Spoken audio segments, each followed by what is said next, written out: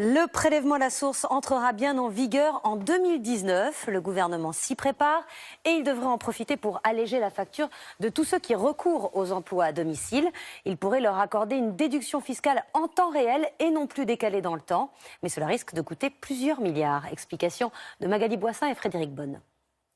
Un crédit d'impôt plus efficace, en temps réel pour tous les contribuables qui ont un emploi à domicile. Une révolution fiscale qui pourrait accompagner le prélèvement à la source, confirmé ce matin par le gouvernement dès 2019. Nous allons rentrer dans une modernisation qui est tout à fait bienvenue et favorable aux finances publiques. Aujourd'hui, un contribuable qui emploie la première année une aide ménagère ou une garde d'enfants à domicile ne bénéficie que l'année suivante d'un crédit d'impôt de 50%. Le gouvernement voudrait supprimer ce décalage avec un avantage fiscal accordé la même année que l'emploi à domicile. Comment ?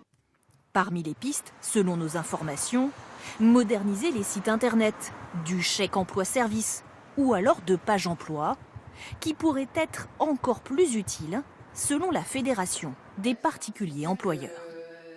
Aujourd'hui, l'employeur à domicile va déclarer sur ces plateformes les heures et le salaire de son salarié. Ce qu'on voudrait, nous, pour accompagner et mettre en place le crédit d'impôt immédiat, c'est qu'en plus de déclarer sur ces plateformes, il puisse aussi déclencher chaque mois le versement de son crédit d'impôt. Problème, la première année de la réforme, l'État devrait alors payer 2 fois pour les crédits d'impôt de l'année précédente, 2018, et ceux de 2019 en temps réel, soit 2 fois 4,7 milliards d'euros. Une réforme très coûteuse pour les finances publiques qui pourrait être étalée sur plusieurs années.